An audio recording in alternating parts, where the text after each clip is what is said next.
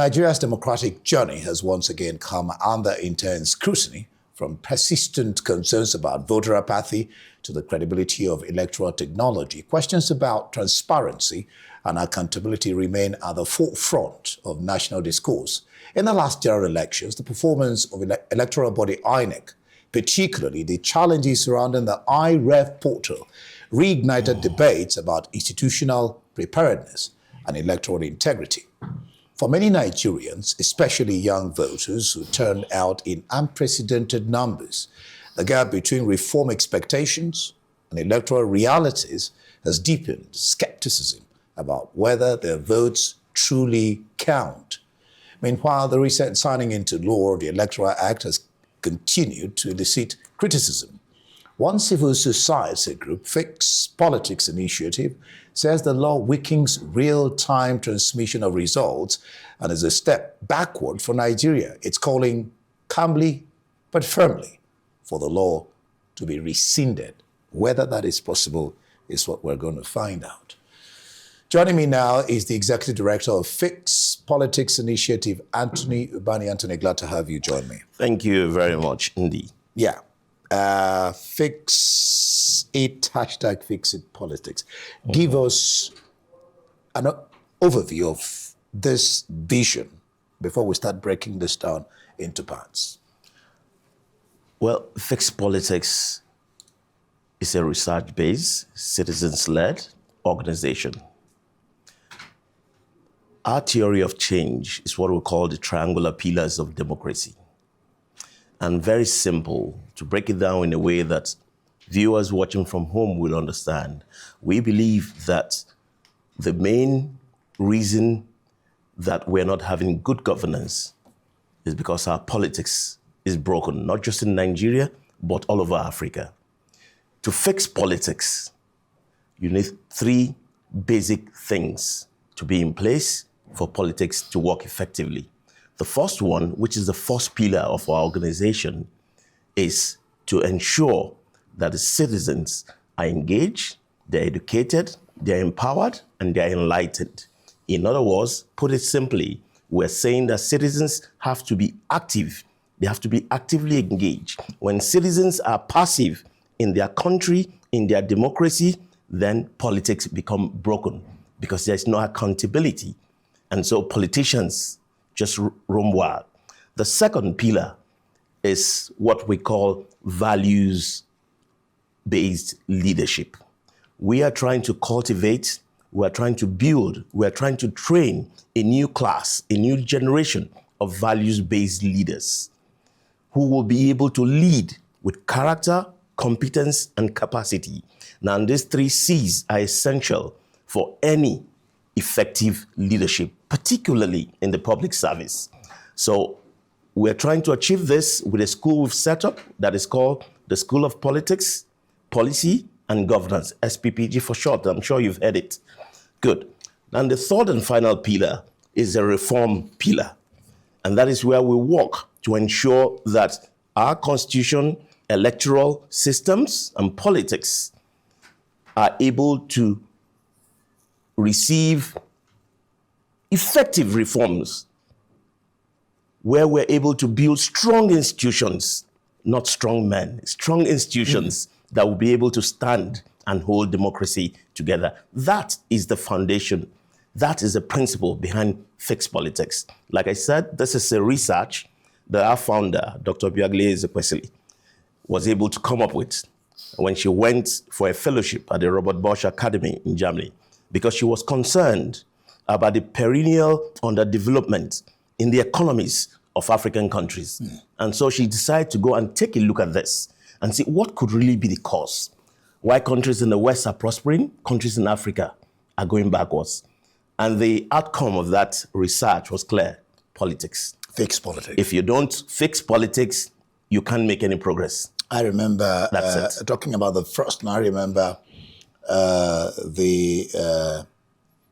Pastor Tunde Bakare saying, if you don't fix the people and fix the institutions or the edifices, the people you don't fix will destroy the institutions or the edifices that you have left unfixed. So importance must be paid to the people. That's quite interesting, talking about citizen participation. And Absolutely. of course, you talked about value and reforms.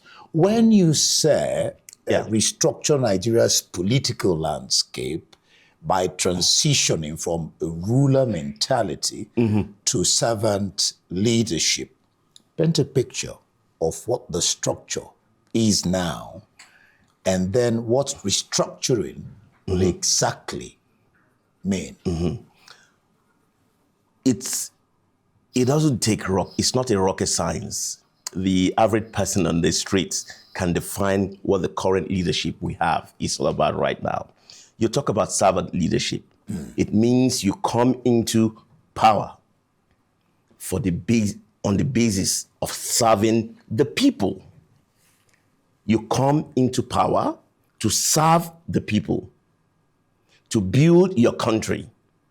The current situation. I think it was JFK that said, think not about what you do for us. Think about what you will do for your nation and not what the country, yes. will do for you. The current situation we have now, can you conceivably point at anyone in authority today that you can say this man, this woman is serving Nigeria, is serving Nigerians? They are serving their pockets. They are serving their pockets. Somebody comes into power today, he doesn't have a bicycle to his name. By the time he's leaving office, he has a mansion in his village. You have 6 cars that are parked there. He has another mansion in Lagos. 6 cars are parked there. He has a secret mansion in the US. I leave you to guess what that is. You're talking about reorientation, and I'm sitting down here and I'm thinking, how tall an order is it for you? For us, let me be clear about something. We're not so much focused on reorientating this generation of leaders, because in my estimation, I think that most of them are far too gone. We are focused more on a new generation. That word in parentheses, a new generation of leaders that have not been corrupted, that we can work on their mindsets, that we can ensure we're able to help them understand the imperative of character. Because if you get a leader that is competent, that has the capacity to lead, but doesn't have character, he or she will destroy everywhere. He will destroy the country, destroy institutions, destroy democracy. That is what we're seeing today. Unfortunately, most of the people we have are not even competent to lead. Some of them are not capable to lead. So it's even a triple whammy. They don't have character, they don't have competence. I was watching a viral video. It was a young lady that was saying that, because she talked about Africa, and she was, I think, a South African, but what she said related across board, even to Nigeria, that when you leave politics, or you don't want to engage in politics, as it were, you end up, in parentheses, no spawn intended, you end up leaving, in parentheses, I said that, no spawn intended, leaving bricklayers to come into power. And then the professors and the people who should govern, who know, well, eventually there will be one that these bricklayers are leading.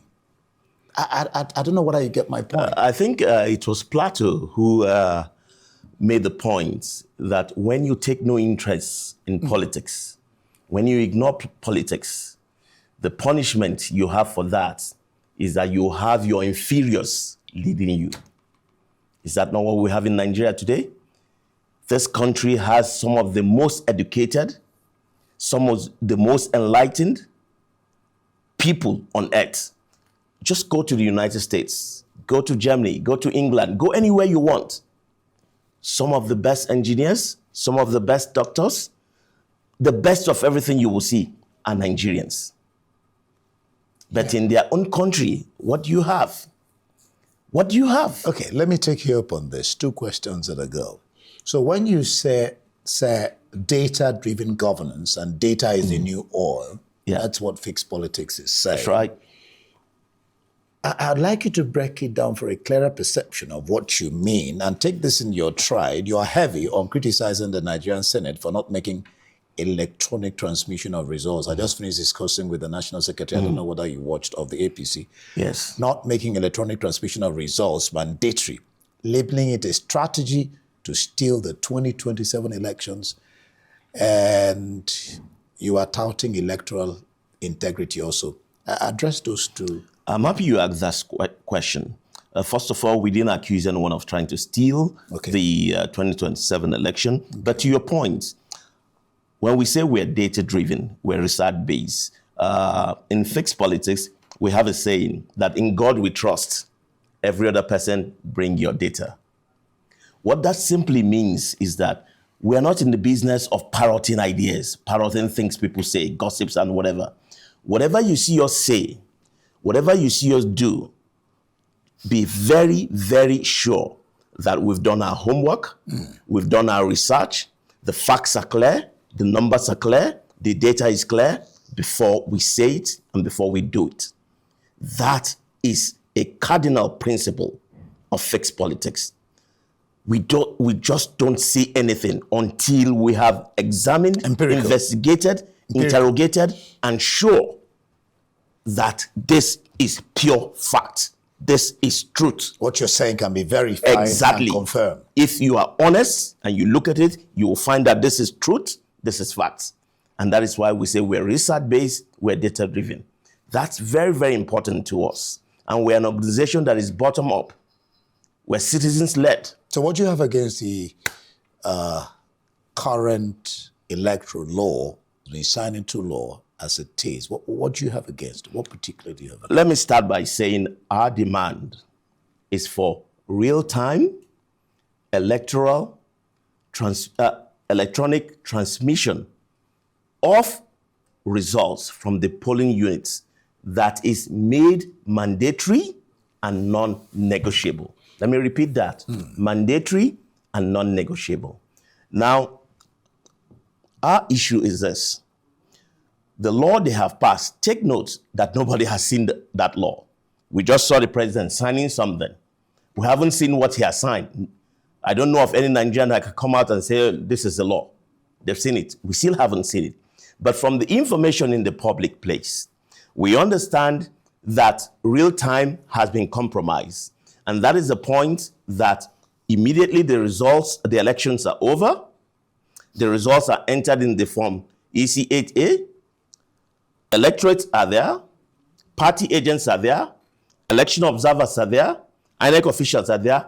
It is uploaded to the IRF immediately. That's real time. It is not later. Let's go here, let's do this. It is done there in the presence of all the stakeholders. But there's talk about network failure. And then they just passed the law, and we've discussed this in certain fora, that can they begin to change it, amend it again? Yes, I'll come to that. Even though Dr. Amadi says if the president can, in 24 hours, change the national anthem, that this can be done.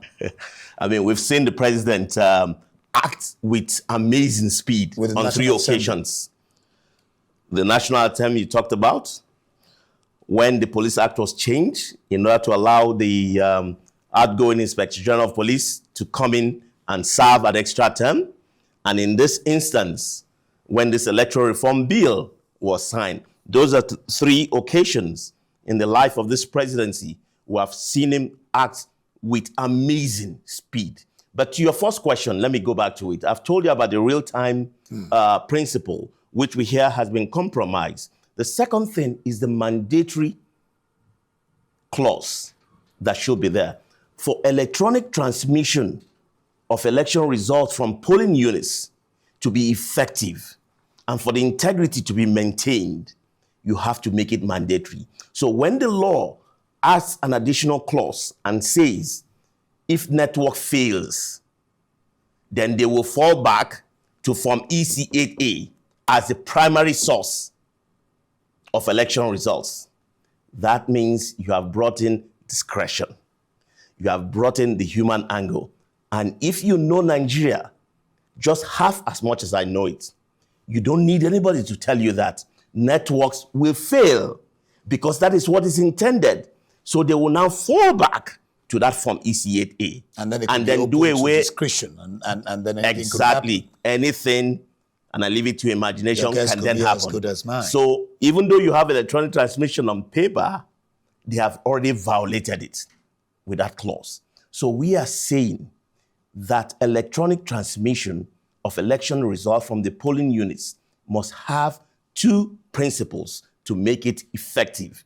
It must be real time. It must be mandatory. But Senate is bullish. I think I read that today. Senate is bullish on this. They're not going back on amending that electoral. The Senate, any Senate in the world that is functioning under a democracy cannot, and I repeat, cannot say they cannot go back. That is the duty. That is the function of citizens to say. They are not emperors. They are not kings. They are servants of the people. So how do you intend the people are the ones who gave them their votes. You're correct, but then how do you intend to change? How are you going to go about getting them to rescind? Just from what I read, you want it rescinded, yes? We want it rescinded. Yeah. And very, very clearly, we're calling for peaceful engagement. Civil society will continue to engage. We will continue to advocate. If there are peaceful protests required, we will do that. We will use institutional mechanisms. We will dialogue. We will use every legitimate and peaceful means to ensure that this law does not stand, and it will not stand, because citizens and civil society are determined to make the point that this law takes us back. All right. We should be going forward. We support reform, but we will not support regression. And that is what this law is all about. It's all about regression, and we will not support it. All right. You're also bullish on that. We'll see how that plays out. Thank you so much for this interesting discussion. Thank you. First time I'm discussing with you. Executive Director of Fixed Politics, Anthony Ubani. Thank you for being in the studios of Arise. My pleasure. On Prime Time. My pleasure. All right. Well, that's it for this edition of Arise Prime Time. Do join us again tomorrow from me and the entire team here in Abuja. Goodbye, and thank you for watching.